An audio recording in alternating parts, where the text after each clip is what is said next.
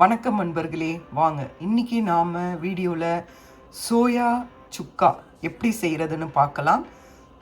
இது செய்கிறதுக்கு நான் 1 கப் சோயா எடுத்திருக்கேன். அதை தண்ணியில் போட்டு ஒரு அரை ஹவர் ஊற வச்சுருக்கேன். இதை ஒரு 2-3 வாட்டி கொஞ்சம் உப்பு கலந்து வைங்க. அதுக்கப்புறம் ஒரு 2-3 வாட்டி இதை நல்லா அலம்பி தண்ணியை நல்லா ஒட்ட பிழிஞ்சு எடுத்துக்கோங்க. இது அப்படியே நுர வரும். நான் ஆல்ரெடி 2 வாட்டி பண்ணிட்டேன், திரும்பி இன்னொரு வாட்டி பண்ண போகிறேன். இதை நல்லா அலம்பி நல்லா பிழிஞ்சு எடுத்துக்கோங்க. மீல் மேக்கர் சுக்கா செய்கிறதுக்கு 1 டீஸ்பூன் மிளகு, ஜீரகம், சோம்பு, தனியா எல்லாமே 1 டீஸ்பூன், 1 வரமிளகாய், கொஞ்சம் ஏலக்காய், உங்கள்கிட்ட முழு ஏலக்காய் இருந்தால் 2 எடுத்துக்கோங்க, 2 லவங்கம், சின்ன துண்டு பட்டை. இதை நாம் பேனில் போட்டு ஃப்ரை பண்ணி மிக்சியில் பொடி பண்ணி எடுத்துக்கலாம். பேனில் போட்டு ஃப்ரை பண்ணி எடுத்துக்கோங்க. எடுத்துட்டு இது ஆறின பிறகு மிக்சியில் பவுடர் அரைக்கலாம். சோயாவுக்கு ஒரு மீடியம் சைஸ் வெங்காயம், ஒரு மீடியம் சைஸ் தக்காளி எடுத்துக்கோங்க. நல்லா ஒரு கை நிறைய கறிவேப்பிலை எடுத்துக்கோங்க.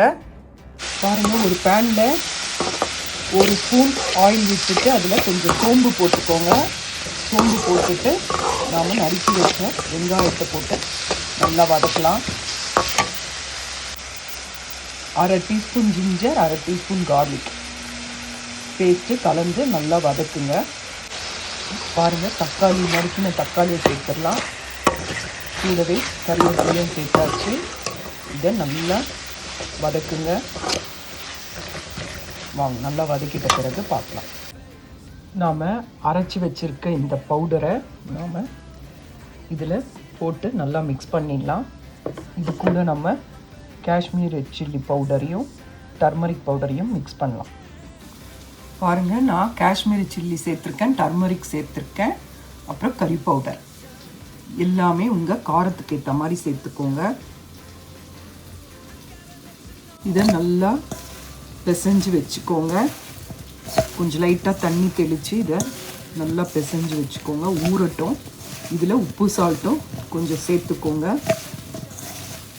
ஒரு 10 நிமிஷம் இது ஊறட்டும். அதுக்கப்புறம் நாம் வதங்கின வெங்காயம் தக்காளியில் இதை போடலாம். 10 மினிட்ஸ் to 15 மினிட்ஸ் ஊற வைங்க. அப்போ தான் அந்த காரம் அதில் ஏறும். இந்த மாதிரி பெரட்டி வச்சுக்கோங்க. இந்த பெரட்டி வச்சதை ஊற வச்ச பிறகு நாம் அந்த வெங்காயம் தக்காளி இதில் போடலாம். பாருங்கள், மீல் மேக்கர் சுக்கா ரெடி ஆகிடுச்சு. உங்களுக்கு வேணும்னா லைட்டாக லெமன் பிழிஞ்சிக்கோங்க.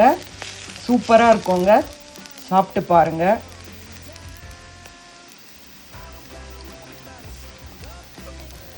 சூப்பராக இருக்குங்க.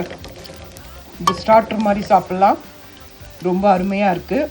கொஞ்சம் லெமன் பிழிஞ்சிங்கன்னா இன்னும் சுவை கொஞ்சம் கூடுதலாக இருக்கும். பாருங்கள், லைட்டாக லெமன் விட்டு இதை ஒரு கலரி நிறுத்திடுங்க. சூப்பராக இருக்குங்க. சோயா சங்க் சுக்கா ரெடி.